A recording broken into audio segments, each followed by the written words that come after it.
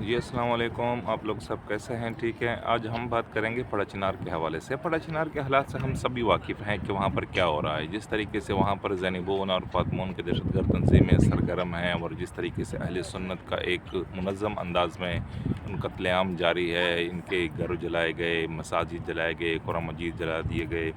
اور یہاں تک بھی خبریں آتی رہی، شواہد بھی آئے، فوٹیجز بھی آئیں جو سوشل میڈیا پر وائرل ہے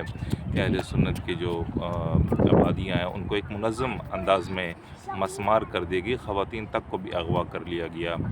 تو اس حوالے سے چاہیے تو یہ تھا کہ اہل سنت کے اندر ایک بیداری آتی، متفقہ طور پر بریلوی دیوبندی اہل حدیث ایک آواز ہو کر اس ظلم کے خلاف، اس بربریت کے خلاف آواز اٹھاتے۔ مگر دوسری طرف ہم نے یہ دیکھا کہ اہل تشیع نے خود کو ایک مظلومیت کا جو ہمیشہ وہ ڈونگ رچاتے ہیں کہ ہم مظلوم ہیں، ہم پر ظلم ہوا ہے، ظالم ہونے کے باوجود بھی مظلومیت کا ایک ڈونگ رچایا گیا، اور اس میں وہ کسی حد تک کامیاب رہے۔ اہل سنت کی جو علاقے ہیں، اہل سنت نے اس حوالے سے فوج سے بھی مطالبہ کیا، اداروں سے بھی مطالبہ کیا، وفاقی حکومت سے بھی مطالبہ کیا، جو صوبائی حکومت ہے ان سے بھی مطالبہ کیا کہ یہاں پر فوجی آپریشن کیے جائیں، یہاں پر دہشت گرد موجود ہے، زینبون اور فاطمون کے منظم گروپس موجود ہیں، جو گلگت سے آئی ہوئی لوگ ہیں، جو کراچی سے، کوئٹہ سے، ہزارہ کے لوگ آئے ہیں یہاں پر۔ یہی وہ لوگ تھے جو پہلے شام گئے تھے، پاکستان سے پہلے ایران گئے، ایران میں انہوں نے فوجی ٹریننگ لی، پھر شام گئے، عراق، لبنان، یمن، ان علاقوں میں اہل سنت کے خلاف لڑے۔ شام کے حالات جس وقت ٹھیک ہوئے، شام جنگ ختم ہوئی، تو یہ لوگ اب پاکستان آ چکے ہیں، اور پاکستان میں ان کا جو مرکز ہے وہ اس وقت پڑا چنار ہے۔ مگر اس حوالے سے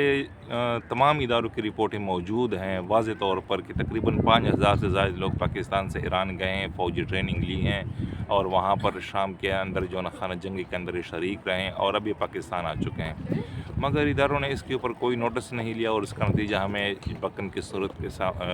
نظر میں آیا کہ بکن کو جو نا پوری طرح مسمار کر دیا گیا، بازار جلا دیے، مساجد جلا دیے، قرآن جلا دیے، عورتوں کی عصمت دری تک کی بھی خبریں آتی رہی، اور علماء کے سر کاٹے گئے۔ جو ظلم اور بربریت ہوا،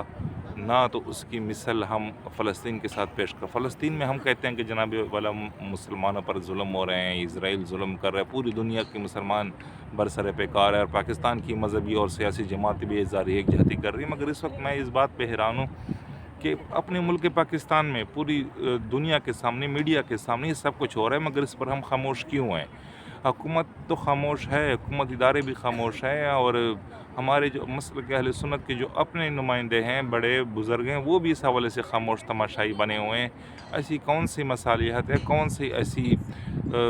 سمجھ نہیں آ رہی، کون سا ایسا خوف ہے، کون سا ایسا ڈر ہے، کون سی ایسی مصالحت ہے جس کی بنا پر اہل سنت کے ہمارے جو اپنے بڑے ہیں، بریلوی دیوبندی اہل حدیث، اس پر خاموش ہے۔ کچھ لوگوں نے اس پر آواز اٹھائی اہل سنت سے، جس طریقے سے مولانا احمد الگانوی صاحب نے اور ابتسام الہی ظہیر صاحب اہل حدیث کی طرف سے ان پر بھرپور آواز اٹھائی گئی، اس ایشو کو ہائی لائٹ کیا گیا، حکومت پاکستان سے مطالبہ کیا گیا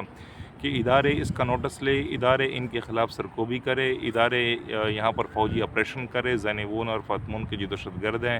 ان کی گرفتاری کے لیے، ان کو جس طریقے سے وزیرستان کے اندر، سوات کے اندر فوجی آپریشن ہو، ان کے خلاف بھی آپریشن ہو۔ مگر لامحال ابھی تک نہ اس کے خلاف کوئی ایکشن لیا گیا ہے، نہ کوئی آپریشن ہو رہا ہے، اور ابھی تک اہل سنت کی آبادی پر ہی شیلنگ کی جا رہی ہے، اور اہل سنت کی جو آبادی ہے ان کو یہی الزام ٹھہرایا جا رہا ہے کہ دہشت گرد یہاں پر ہے۔ بلکہ دہشت گردوں کو سب کو پتہ ہے کہ زینبون اور فاطمون کے دہشت گرد جو پورے ملک سے جمع ہو چکے ہیں، یہی وہ دہشت گرد ہے جو شام کی خانہ جنگی میں شریک رہے ہیں۔ تو اللہ ملک پاکستان کی حفاظت فرمائے، اور ہمارے بھی اداروں سے یہی درخواست ہے کہ اس حوالے سے اگر واقعی دہشت گردی کے خلاف آپ لوگ چاہتے ہیں کہ ملک میں پرامن ہو، خیبر پختونخوا اور ان تمام علاقوں سے جو فتنہ فساد ہے، یہ لوگ